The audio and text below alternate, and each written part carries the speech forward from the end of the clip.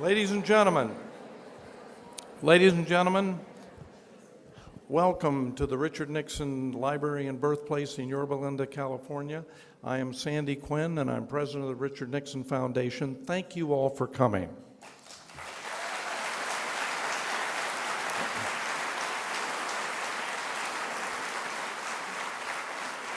I want you to know that you're in a exact replica of the East Room of the White House in Washington, D.C. And tonight we have an amazing speaker, and I want to tell you a little bit about him. For 25 years, Dinesh D'Souza has been known as a respected and influential writer, scholar, and public intellectual. He was a foreign policy analyst in the Reagan White House for years. He served at the American Enterprise Institute in Washington, at the Hoover Institution at Stanford University in Northern California. He's followed because he's brilliant. He's brilliant and articulate as a spokesman for a reasoned and thoughtful conservatism. His books are always controversial, they're always debated, but they're always bestsellers. His current book, Obama's America, Unmaking the American Dream, which I have in my left hand, formerly nicotine-stained fingers, enjoyed first place on the New York Times bestseller list for weeks and weeks and weeks. It's still there, and in Publishers Weekly, which is really the chronicle of the publishing business. And this book inspired a documentary, 2016, Obama's America. The film quickly became the second highest all-time political documentary in history. And I believe it's number 5 or 6 on the list of the all-time bestsellers as DVDs. But how many of you have seen the movie? Great. Go see it again. He's a Phi Beta Kappa from Dartmouth. He was named one of America's most influential conservative thinkers by the New York Times Magazine. He was named one of America's 500 leading authorities on international issues by the World Affairs Council. And Newsweek named him one of America's most prominent Asian Americans. Ladies and gentlemen, it's an honor for me to present on the Richard Nixon stage Dinesh D'Souza. Thank you.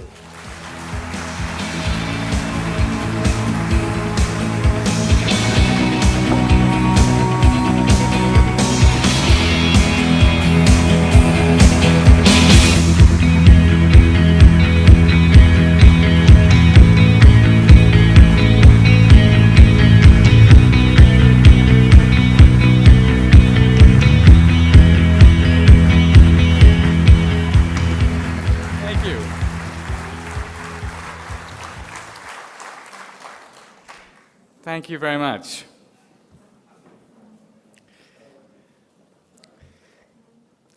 I don't know if I've spoken before in front of such an austere and impressive setting. I'm going to have to be very dignified tonight.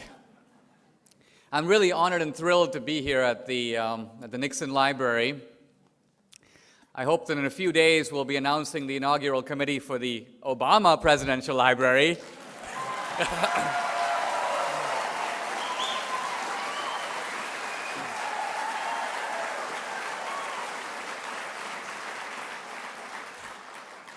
I think we should locate it in the Huruma slum of Nairobi.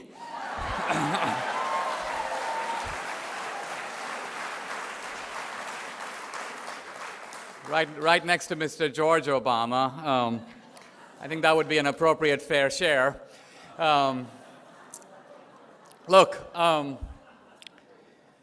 We're a few days from a very important election, and I think it's an election ultimately about which dream will prevail in America.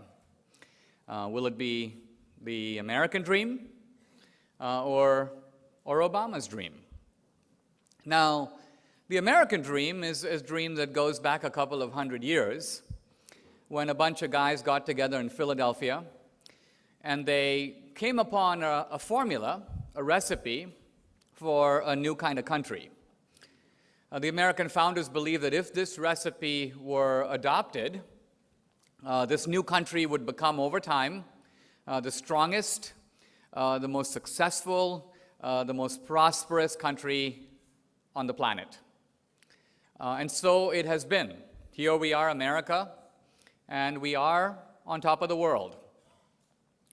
And the idea that America is based on a unique formula, this notion is called American exceptionalism. By the way, in 2009, President Obama was asked, "Do you believe in American exceptionalism?" He gave a very odd answer. He said, "I believe in American exceptionalism," but then he added this, "just as the Brits believe in British exceptionalism and the Greeks believe in Greek exceptionalism." So what Obama was saying, the plain meaning is, if everyone believes they are exceptional, then clearly no one really is. But it's kind of worth us stepping back for a moment and asking, what is exceptional about America? I want to mention a couple of things very briefly. Well, first of all, as I look into the audience, a very diverse audience, and I think, what would happen if you were to come to my native country of India? What if you lived there, worked there, stayed for many years, maybe even took Indian citizenship? Could you actually become Indian? No. Why not? Because to be Indian, you need two things: brown skin and Indian parents. Being Indian is a function of birth and blood. And so it is in most countries in the world. But in America, no. In America, the Irish, the Italians, the Jews, and today the Koreans, the West Indians, you can come here and it sometimes takes a couple of generations, but you can, in fact, become American. You become American by assimilating to a way of life, to a constitution and a rule of law. That's one aspect of American exceptionalism. Here's another, by the way. America is a country founded on entrepreneurship, on trade, on business. And to say this is somewhat to say something that may seem sort of pedestrian, but historically, the entrepreneur, the merchant, the trader have in almost every culture been reviled, been looked down upon. Confucius says that the noble man knows what is virtuous, but the low man knows what is profitable. In India, by the way, we have the caste system. Who's at the top? The Brahmin, the priest, then the aristocrat, then the warrior, and down the list you go until right from the bottom, one step above the hated untouchable, is the merchant, the trader. Even in Europe, by the way, even today, inherited money is better than earned money. Why? Because inherited money is innocent. It fell out of the sky. If you earned it, the assumption is you probably had to run over some guys to get it. So there's a prejudice against the nouveau riche, against earned wealth. What I'm trying to say is that historically there's a totem pole, and the businessman, the entrepreneur is at the bottom.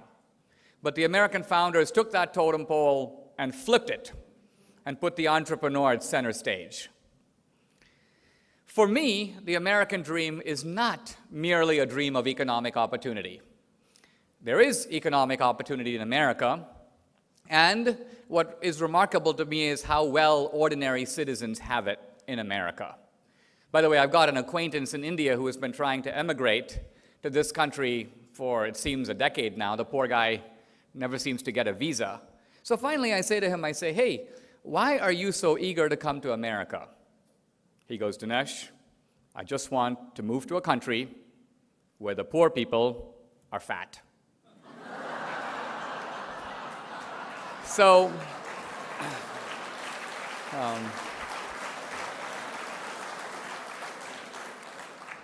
yes, there's a material allure to America.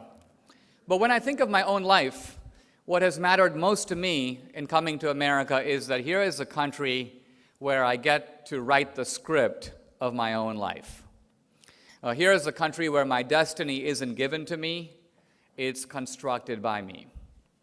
Here's a country where my life is more like a blank sheet of paper, and I am the artist. I think this is why young people around the world are magnetically drawn to America, because America represents the self-directed life.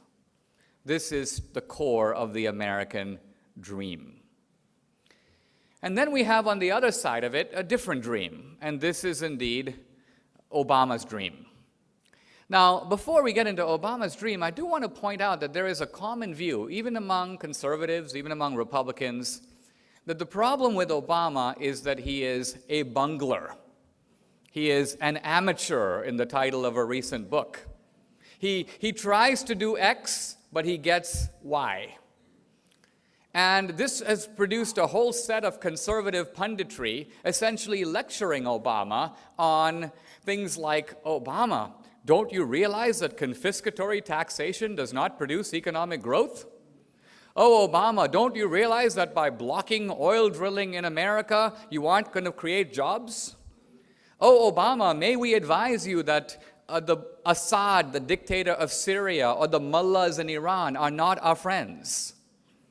Obama, you should wake up to the fact that if we slash our own nuclear weapons, this will not inspire the Iranians to do the same. So,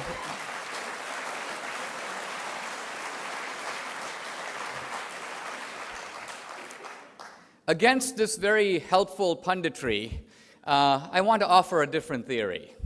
Obama is, in fact, not a bungler. He is not getting results different than what he intends. Rather, he intends the results he's getting.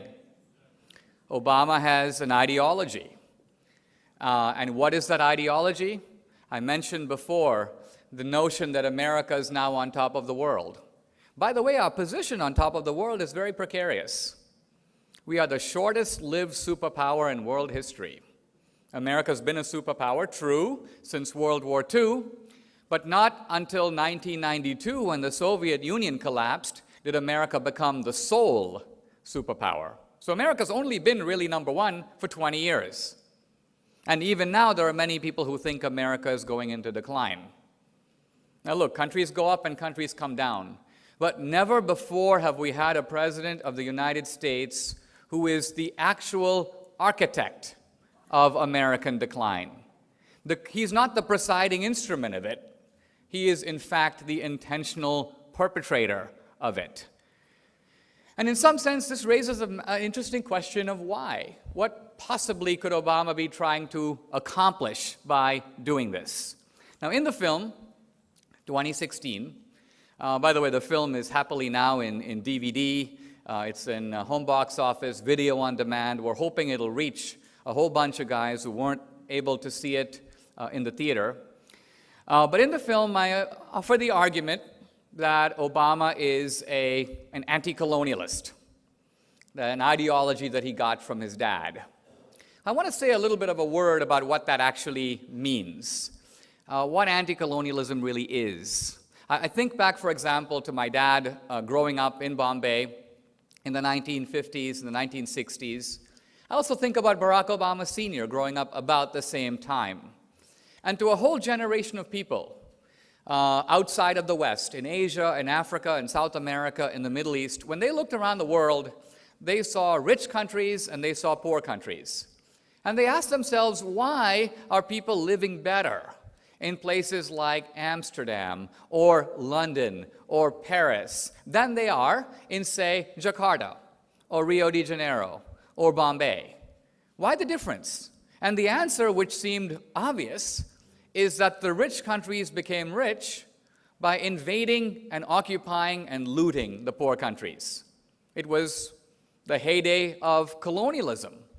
And essentially, the core idea of anti-colonialism, this whole generation, the core idea is that wealth is not obtained by effort or entrepreneurship or hard work or innovation. Rather, wealth is obtained by stealing. Wealth is obtained by theft.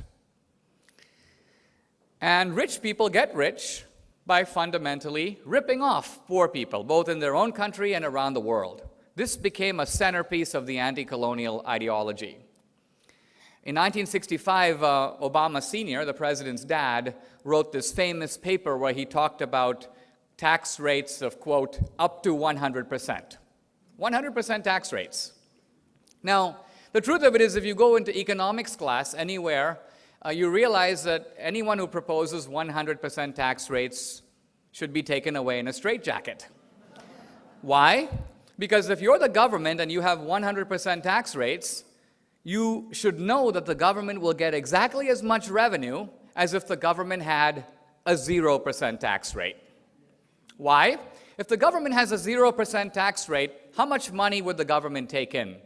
Zero, because it's not having any taxes. But if the government has a 100% tax rate, the result would be exactly the same, because no one would do any work, because they'd have to turn it all in. And so, from an economic point of view, this notion of 100% tax rates is lunacy. But not for Barack Obama Sr. And why not?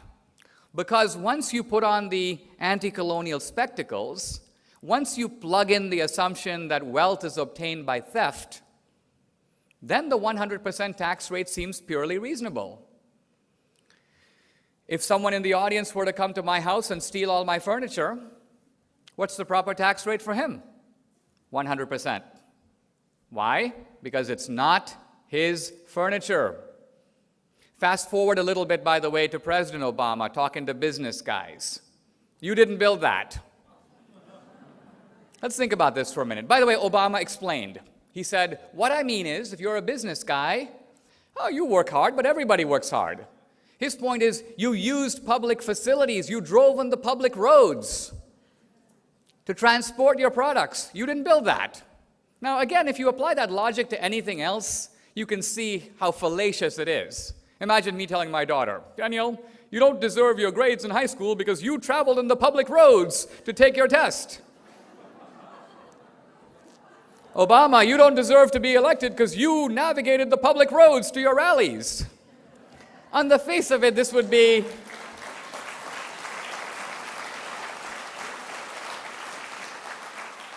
a little shoddy as a way of logic. But what's Obama really getting at? What he's really getting at is this. Society creates wealth. Then greedy entrepreneurs swoop in and grab it. But it's not theirs. The government has every right to use its power to seize it. And the government isn't taking from you. Why? Because it's not yours in the first place. The point I'm trying to get is, with Obama, we're dealing with a very different kind of a Democrat, an ideology very different from that of Clinton or Kerry or Dukakis or even the hapless Jimmy Carter. Obama is particularly skilled, and he goes into this particularly when he's in campaign mode. He's particularly skilled at couching the things he does in traditional Democratic vocabulary. So, for example, it is a known fact that Obama has been assiduously blocking oil drilling in America. The moratorium, delaying the Keystone Pipeline, putting large areas off limits for development. Even when development is allowed, putting regulatory burdens so no actual drilling takes place. This is all well known.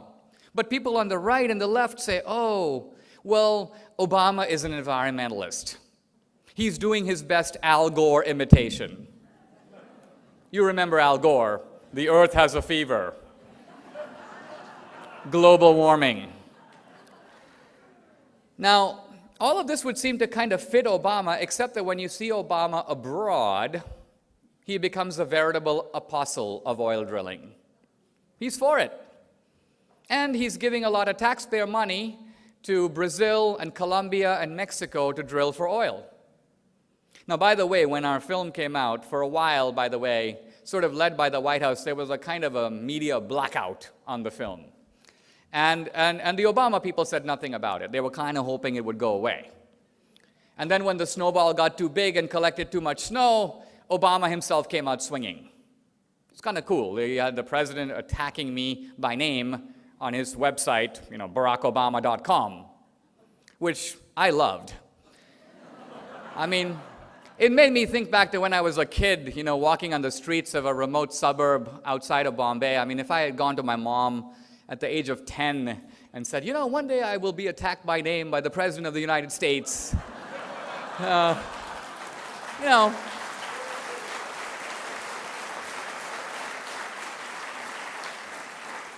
Yes, son, here's a couple of aspirin. Now go back to bed, But, so anyway, Obama comes out and he goes, it was not me who approved the money for oil drilling in Brazil. I didn't give taxpayer money for that. Oh, well, it was the Export-Import Bank, which is an agency of the federal government. Its policies are made in the Obama White House. But in 2011, Obama went to Brazil, and he gave a speech, which you can look up, in which he said, we're giving you money to drill for oil, and here's my favorite quote, when you're ready to sell, we want to stand in line and be one of your best customers, end quote. It's our money, but when you're ready to sell, we want to be in line to buy, from Obama's own mouth. So the question becomes, why is Obama for oil drilling over there, but not over here? Short answer, this is not about environmentalism. Obama could care less whether the earth is getting hotter or colder. He doesn't know, he doesn't care. Obama is a global energy redistributor. Obama wants us to have less so the developing countries can have more. This is the key to anti-colonialism. The anti-colonial view is that the ship of the world is wrong side up. Why should one culture, that of the West, dominate the world? Why should America be the world's number one? Why should America have 5% of the world's population but use 25% of the world's oil? Obama says this all the time. The basic idea is that if America has 5% of the world's population, we are entitled to use 5% of the world's energy, and if we use more, we are locust-like using the share of somebody else. This is the economic philosophy, if you will, of Obama. But now I want to pivot a little bit because I want to talk a little bit about foreign policy, where you'll see Obama doing something relatively similar. Right now, there's a lot of torment and a lot of tumultuous activism in the Middle East. And ultimately, for me, this is not just about Benghazi. It's not just about a terrorist incident here or even an attack on an ambassador. Something very big is going on in that region. What's happening? The radical Muslims are on the march. And the radical Muslims have gotten really smart. They've sort of moved away a little bit from their old strategy, the Al-Qaeda strategy. What was the old strategy? It was called fighting the far enemy. Who's the far enemy? We are, the United States. Go over to somebody else's country and knock their buildings down. The new strategy is called fighting the near enemy. Who's the near enemy? Their own governments, many of them allied with the United States. And what is the strategy for overthrowing those governments? In a word, it is called democracy. And so the radical Muslims are hoping to take over their own countries. They're hoping to consolidate power. They're hoping to reconstitute Islam as a global power, which it has not been in 3 centuries. By the way, in the film, we have a map. It's called the United States of Islam. And some people who saw the film were like, Dinesh, good film, but this United States of Islam seems a little bit far out. But just a couple weeks later, after the film comes out, you have uprisings all over the Muslim world. You go into Google and look at a Google map of where this is happening, and there you go, the United States of Islam, right there. So we know, the radical Muslims know what they're doing, and we know what they're doing. My question is, what's Obama doing? Now, if you watch Obama carefully, you'll see that at the heart of his Middle Eastern policy are 2 glaring double standards. And these double standards are super obvious. They're in front of our eyes, and yet, to my knowledge, no commentator, liberal or conservative, has ever explained them. Here's the first double standard. Obama uses massive force to stop what he calls genocide in Libya, and yet refuses to use force to stop a much greater genocide that is still going on, by the way, in Syria. There was an uprising in Benghazi, and Gaddafi tried to crack down on it. The number of people killed in that uprising, by the way, before Obama brought out the NATO jets, was about 250. Genocide. In Syria, to date, by the UN's count, 30,000 people have been massacred by the regime, many of them in open daylight in the street. Obama gives symbolic assistance. Well, we sent them 7 walkie-talkies yesterday, but refuses to use any meaningful force. Why not? Why use force to stop genocide over here, but not greater genocide over there? Example 2. Obama moves to support the protesters in Egypt in Tahrir Square. He supports democracy, the democracy movement, ejecting the dictator Mubarak, and then there's an election, and who comes in but the Muslim Brotherhood? Happens to be the largest organization of radical Islam in the world. Now, you might say Obama is supporting democracy. By the way, there's right now an interesting tussle going on between the Egyptian military and the Muslim Brotherhood for power. Whose side is Obama on? The Brotherhood. The Obama administration is warning the Egyptian military, you better step aside and turn over power or we're going to cut off U.S. aid. Now, it's very important to realize that Obama here knows exactly what he's doing. He's not a bungler. If you turn the clock back to 1979, to Jimmy Carter and Iran, now there was a bungler. Jimmy Carter in 1979 gave us a classic exhibition of presidential nincompoopery. So Carter says, in a very characteristic example of Carter-esque reasoning, I am an apostle of human rights. The Shah of Iran is a dictator. He has a secret police. I can't in good conscience support him. I have to pull the Persian rug out from under him. And out goes the Shah, and oops, we get Khomeini. But Carter didn't know that we were going to get Khomeini. Carter was a bungler. He forgot the core principle of foreign policy, which is the principle of the lesser evil. In trying to get rid of the bad guy, try to make sure you don't get the worst guy. But in Obama's case, there's no bungling involved. Obama knows that by weakening the military, he's strengthening the Muslim Brotherhood. He hears it every day in his daily briefing. And yet he's doing it, or I should put it differently, that's why he's doing it. So, Obama, you might say, well, wait a minute, Obama is supporting democracy. America's for democracy. Maybe those guys elect people we don't like, but this is our ideal. Except that in Iran, a year previous, there was a massive pro-democracy movement, and this was against a rigged election in Iran, just as big as Tahrir Square, to get rid of the mullahs, and Obama took the opposite position. The United States will not get involved. This is an internal matter for Iran. The supreme leader, Obama's words, the supreme leader, is going to sort it out. We should stay out of it. And sure enough, the mullahs bring out the police, they bring out the military, they smash the protesters, and that is the end of that. So why is Obama for democracy in Egypt, but not in Iran? As I say, these remain unexplained contradictions. But there is a way to explain them, and that way is to ask a simple question. Let's look at the two guys who are out and ask, what do they have in common? And then let's look at the guys who are still in there and ask, what do they have in common? The two guys who are out are Mubarak in Egypt and Gaddafi in Libya. And they do have something in common. They are both either allied with or doing business with the United States. Mubarak was our closest ally in the region, not counting Israel. Gaddafi, not an ally, but he was behaving himself since 2002. outing terrorists, paying reparations for the Lockerbie bomber. Those guys are out. Who's in?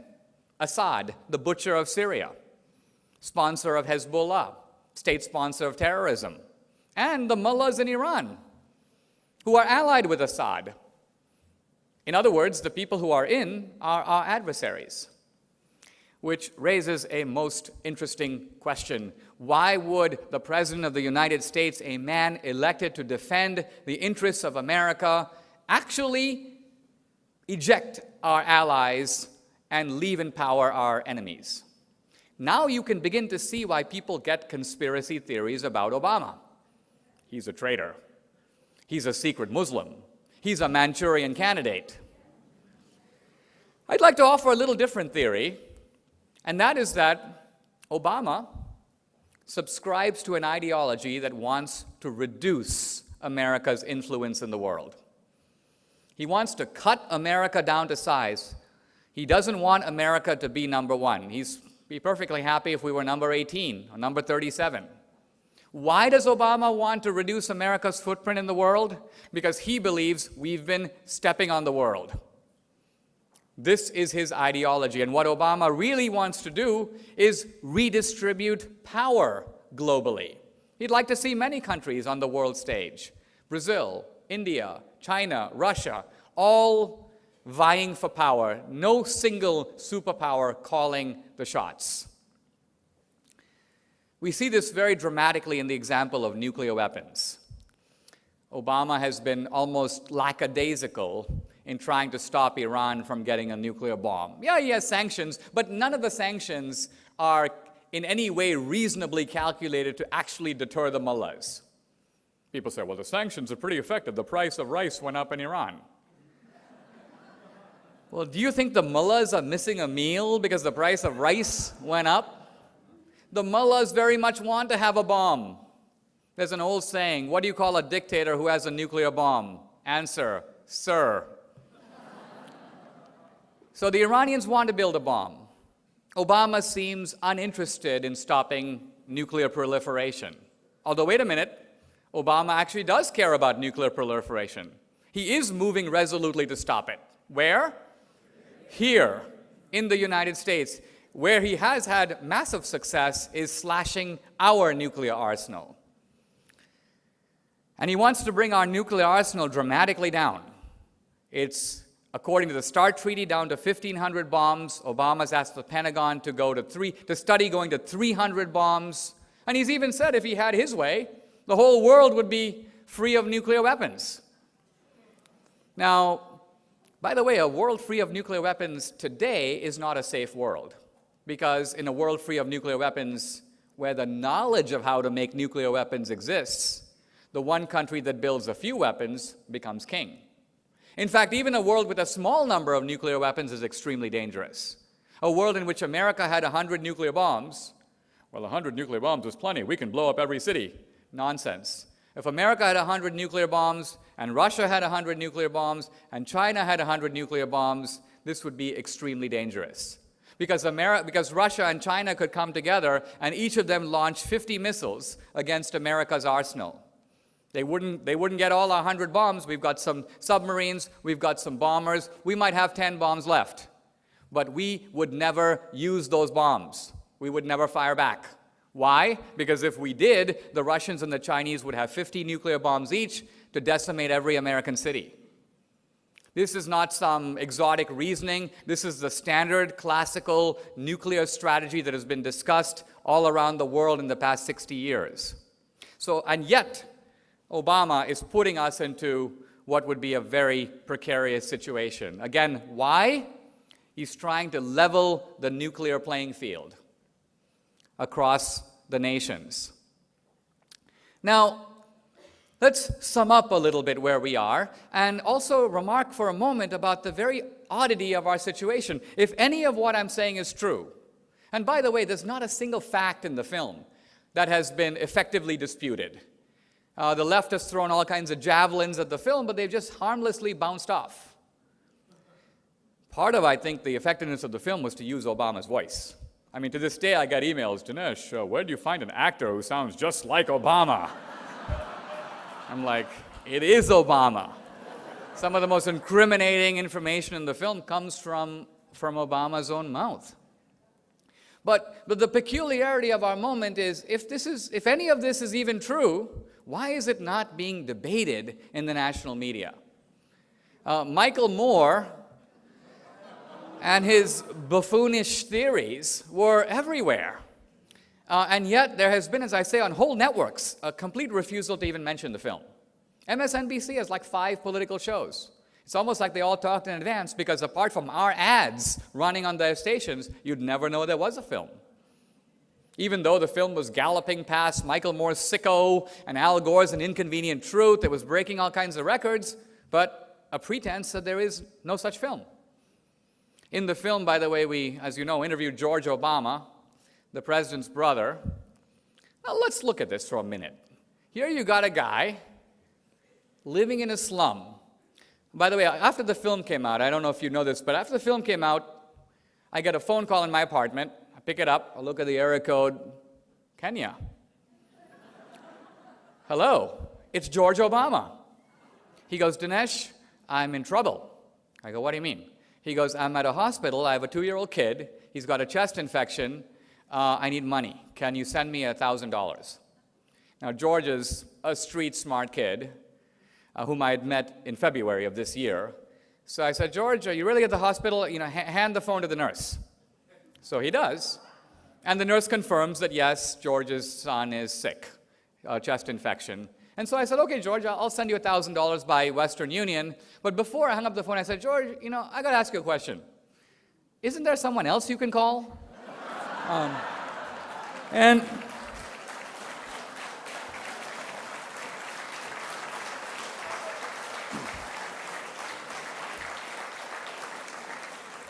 And George goes, no.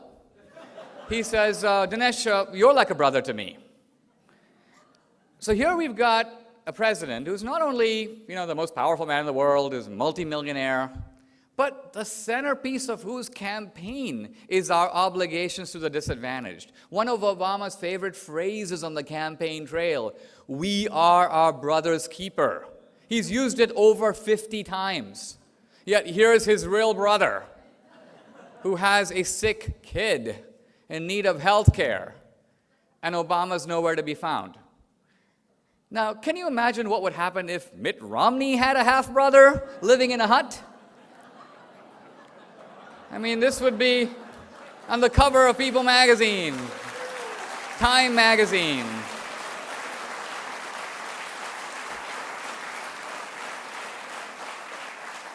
Meet the press. Now, what on earth is going on here? I mean, it's not just, by the way, the liberal media.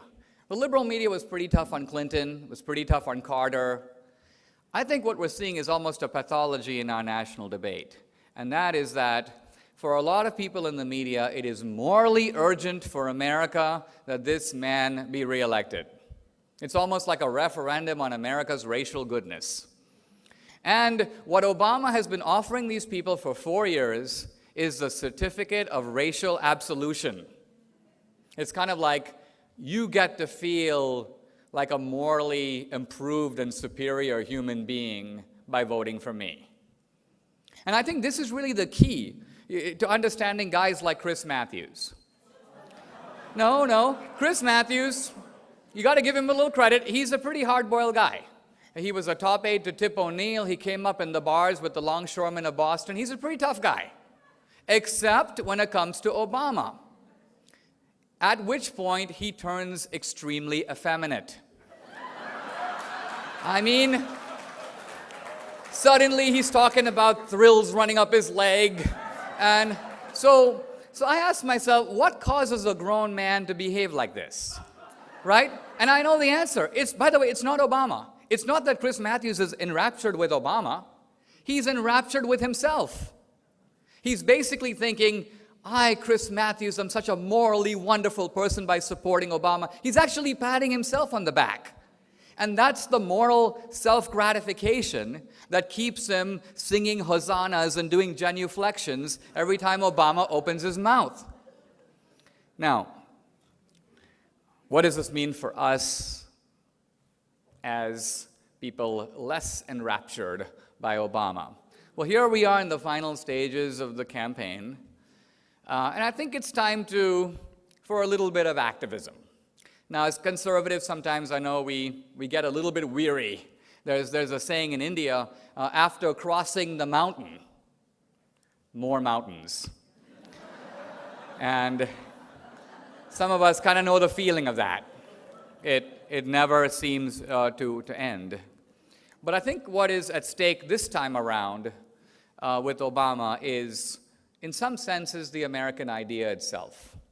It's the American dream that has brought us to this point here. And why should we trade this American dream that has meant so much, not only for me, but millions of people across this country, for another guy with a very different dream, who actually is trying to downsize his own country? I leave you with this thought, and I'd like to open the door to questions. It's almost as if here we are, the Los Angeles Lakers, and we've elected a coach who is calling plays for our team to lose. Now, why is he doing this? Does he hate the Lakers? No. He's doing it in the name of global basketball fairness. There are guys, by the way, who watch our film who say, you know, it feels kind of sympathetic to Obama. He's had a hard life, abandoned by his dad, abandoned by his mom. He's got issues. But you know what? We really don't want the guy acting out his issues on the world stage.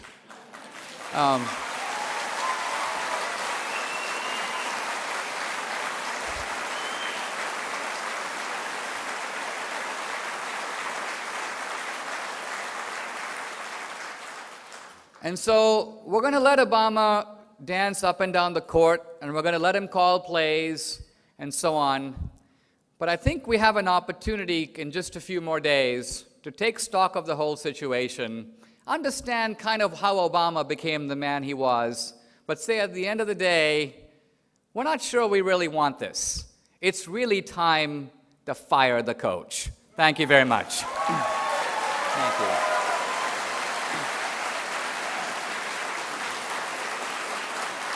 Thank you. Thank you.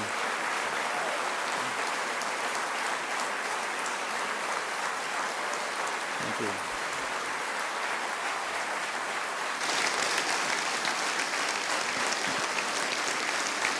I appreciate it.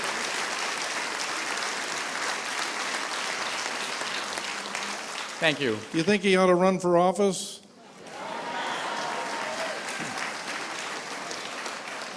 Ladies and gentlemen, we're going to spend the next few minutes on questions. And as I told you before we started, this is being live streamed worldwide, and we've taken some questions from the national and international audience, and I want to go to that first for the first question. You can't see this, but from Green Bay, Wisconsin, it seems like it's cool for young people to support Obama. What advice would you give to young conservatives? Well, I think these days, young conservatives are in a strong position because we're living in a technological era in which you can get the message out even as a citizen. There's social media. I think of my daughter and her friends. They have 1,000 friends apiece on Facebook. So in other words, there are ways as young people to make the case against Obama. And it carries a lot of credibility. Obama, by the way, has been very bad for young people. He's been very bad for African Americans. African American unemployment is almost double that of white unemployment. There was an article recently that for many, many blacks in America, the only wealth they have left is their car. And yet, Obama will clearly carry the vast majority of the African American vote. So I think this is a case where these constituencies, young people being classic, the case needs to be made. And I do think that the enthusiasm for Obama has wilted. It's clearly not the same as it was 4 years ago. And a question from the front row. Let's see. Where was it? Do you want to stand? What can you tell us about what you know about what Obama knew about what happened in Libya in real time? Question is, what did Obama know about Libya? And look, I don't have inside information on that, but I will say this, that I think the Libya situation is very sensitive because Obama has been instrumental in pushing out the ruling governments in Egypt and in Libya. In Egypt, it's turned out very badly. We can say that the new regime will clearly be vastly more anti-Israel and anti-American than the one that was there before. So it's very important for Obama to show that Libya is a different situation, that Libya is going to be better. And if it seems like Al-Qaeda and terrorist elements are on the march in Libya, Libya is also going to go down the tubes, suddenly it seems like Obama's foreign policy is a total shambles. So I think it's really, this is why the Obama people were so allergic to admit the facts in Libya. It's damaging to the overall thrust of their foreign policy because it shows that again and again and again, American influence is being reduced in the world. And in the Middle East, nothing could happen in the past without America not only saying so, but organizing it. And increasingly, American influence is being pushed to the margins. Obama wants it, but he also knows that politically he can't admit that. And therefore, he's got to do the Obama pirouette, the Obama camouflage dance, all those Obama moves that are very familiar around election time. Young lady in the middle of the East Room. You have an ideology, and I really appreciate it, and I think everybody here really likes it. But Obama has seemed to surround himself with a lot of people that have a like ideology. How can we explain this? Because they didn't have the same growing up. They didn't have the same background like Valerie Jarrett, Eric Holder. We've got a lot of people that seem to be uplifting him in this ideology, and I'm just wondering, what explanation do we have for that? He has a lot of support. This is a very good question. If Obama has this exotic background, why do people go along with it? What about his team? How does he convince them? A couple things are worth saying about this. If you look at the Obama team, and this is true by and large more generally about the Democrats, you have the mainstream Democrats and you have the left. Now, the left, I think, understands exactly what Obama's doing. He's promoting decline, and they want decline. If this seems weird, you take the most outrageous statements, not even of Obama, of the group I call Obama's founding fathers. Consider Jeremiah Wright, goddamn America. Very outrageous, very exotic. Not really. I could go to dozens of campuses, not too far from right here, and if I were to say, America's the rogue nation in the world, we stole the country from the Indians, we shouldn't worry about Iran getting one nuclear bomb. We've got thousands of nuclear bombs, and we dropped 2 on Hiroshima and Nagasaki. We are the bad guys in the world. Goddamn America. I would get thunderous applause on a number of campuses right here, right now in the United States. So there is a left that understands Obama, approves of Obama, and some of those guys are in the Obama White House. Now, Hillary Clinton, for example, is not one of those guys. And interestingly, if you read Bob Woodward's book, he points out that time after time, Obama has been opposed on Israel, on other issues, by Hillary, by the Defense Department, by General McChrystal, by the State Department, by the CIA, by the National Security Council. And every time Obama basically navigates, and then he says, but wait a minute, who works for who? I'm the commander-in-chief, you people work for me, you do as I say. So ultimately, when he is opposed, he trumps his own team, he gets a vow of silence from them, and he gets them to march in lockstep. So that's Obama. He's very resolute about achieving his goals, and he has achieved an enormous amount from his perspective in a single term. The people who think he's a bungler are always judging him by their standard, not his. They're saying things like, Obama, you haven't created too many jobs, you're a bungler. That assumes that it's Obama's goal to create a lot of jobs. What if it's Obama's goal to redistribute jobs away from the United States to the rest of the world?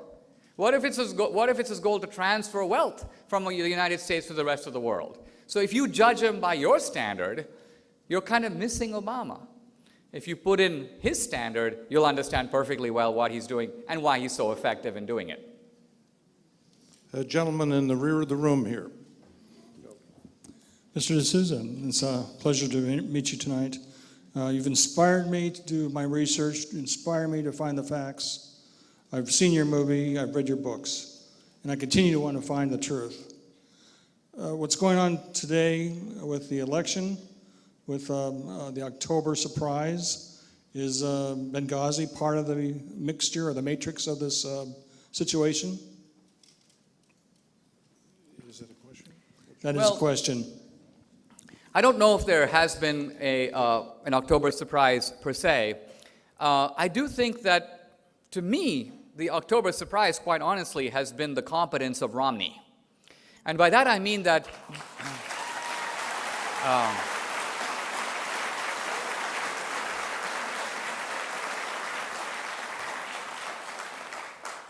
I mean, before the debates, I was very worried about Romney. I mean, I thought, oh no, we kind of have a lame horse here.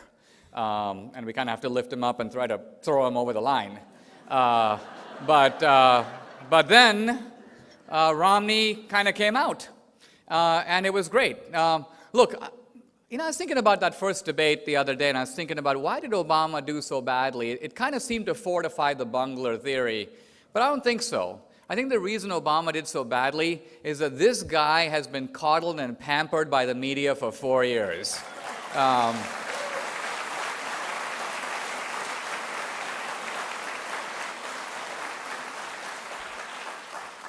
mean, he looked surprised that his policies were even up for debate.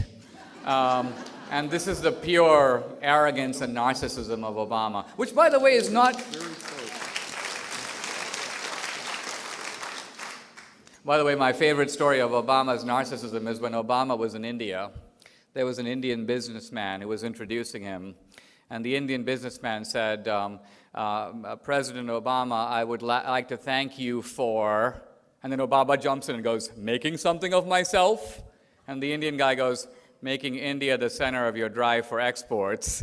So Obama does this all the time. He intervenes and blurts out what a legend he is in his own mind. I think the American people are starting to get wind of the fact that the real Obama, when you look at presidential polls, they say, we don't agree with Obama, but we like him. He's not that likable. But it's a way of people saying, it's a way of people still being affected by that Obama mystique. But I think that mystique is giving him an artificial lift in the polls right now. We'll have to see on Tuesday. Dinesh, I agree that you believe that, and I agree with you that Obama doesn't want to project American strength. I just want to get your take on Obama and the escalation of drone strikes in the Middle East. How do you explain that when he seems so reluctant in other regards to project American strength? And we were told years and years, that 3 people being waterboarded was such a, breakdown of our morality, but it's okay to, strike people with drones, with Hellfire missiles. Just want to get your take on that. Yeah, there are 2 actions of Obama that would appear to be a refutation of the theory that I've offered here tonight, and that is, if Obama is in some senses this anti-colonial guy, then why did Obama order the strike on bin Laden? And second, why has he been willing to use drone strikes in several parts of the world, notably Pakistan, but also other countries? Here's my answer. Obama draws an important distinction. He draws a distinction, on the one hand, between guys like bin Laden, al-Zawahiri, al-Qaeda. Who are these guys? For Obama, these guys are basically international bandits. They're outlaws. Let's send the sheriff to go get them. Obama has no qualms about doing that.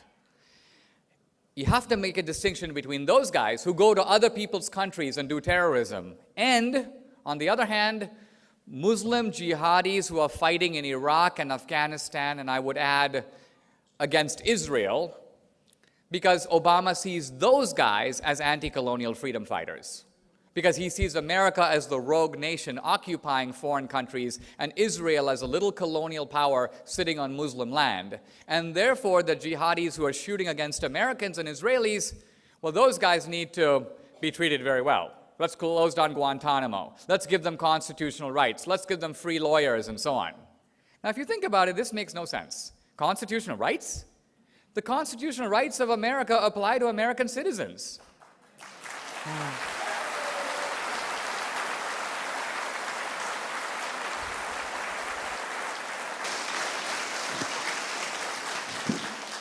In this case, we're not even talking about, Mexican swimmers coming across the Rio Grande. We're talking about guys who are caught shooting at American soldiers in foreign countries. So Obama's behavior would be inexplicable but once again, the anti-colonial theory helps you to see it. It's not that Obama is a secret Muslim. In fact, his father, who was born a Muslim, became an atheist. His mom was an atheist. His stepfather, Lolo Soetoro, also born a Muslim, became an atheist. So really, Obama was raised without any religious practice at all. The anti-colonial theory does better, I think, in explaining Obama's behavior, and even accounts for why he distinguishes between these jihadis on the one hand and the drone strikes and Al-Qaeda on the other. Now we'll take one more from our live stream audience. This one from Durham, North Carolina. As a college student, I understand that most Americans don't have a good understanding of President Nixon's accomplishments. How do you think history will remember President Obama?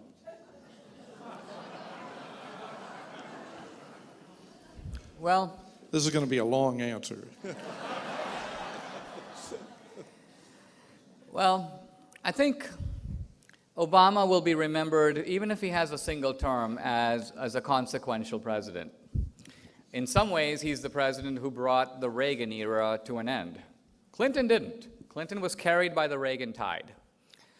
Obama has dramatically reduced America's wealth, dramatically increased America's debt, and dramatically reduced America's position in the world. Look at the debt. When Obama came in, America was $10 trillion in debt. George W. Bush, who was a profligate big spender, had his highest deficit at $500 billion, $500 billion. Obama's lowest deficit is over $1 trillion. Obama's added $5 trillion in 4 years. By the way, if he got 4 more years, he'd add $5 trillion more. America would be $20 trillion in debt, $10 trillion of that added by one man. I have to say this is consequential. Now, is it good for America? No. I don't even think most Democrats, quite honestly, I think if Democrats were to see our film from start to finish, you may have to administer an enema to make them do it. But if they did, I don't even think a majority of Democrats would vote for Obama because he's outside the American consensus, really. So what scares me, and I don't mean to leave you scared, but our movie has been described as a slow-motion horror movie, is I kind of fast forward the clock a bit to 2016. And I think to myself, what happens then? And Americans have lost 40% of our wealth in the last 5 years. Imagine if we lost another 40%. America would stop being a first world country. And so here's America in 2016, and if the Republicans have the Congress, they can block and so on, but if Obama had his way, I think America would be in a shambles in 4 years. And the American people would be mighty unhappy about it. But I don't think that Obama would. I don't think Obama would really particularly care. I think Obama would be packing his office with a sense of incredible gratification. Why? Because he will have done in 8 years what no one man has been able to do, which is to bring a whole country down almost all by himself. No Roman emperor could bring down the Roman Empire. It took hundreds of years and the invasions of the Lombards, the Huns, and so on. The British Empire, it took 2 world wars to crush it. But I see Obama in 2016 collecting his briefcase together, and he might be leaving to booze, coming even from his own staff and coming certainly from the American people, but there would be a little voice inside his head saying to him in biblical cadence, "Well done, thou true and faithful servant." Thank you very much. Thank you.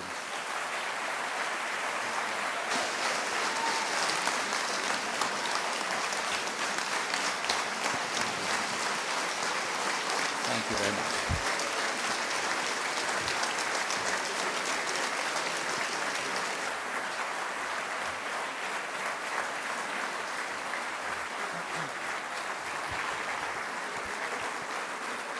I can't thank you enough, sir, for coming. You're welcome at this podium anytime. And we have a little gift for you. We're going to give you the official 2012 White House Christmas ornament. And we do that with great appreciation for your coming. It's either that or a lavish honorarium, and we prefer to give this. Thank you so much for coming.